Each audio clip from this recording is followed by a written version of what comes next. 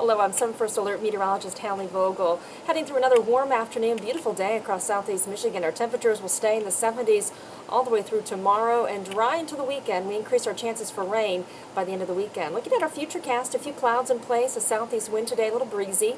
During the day tomorrow, there will be a stationary front. It slices right through the center of lower Michigan. You can see how it's going to affect areas like Grand Rapids, bringing the chance for rain. For us, though, we will stay dry. Just see a few more clouds as a result of that front and expecting dry weather again on Saturday.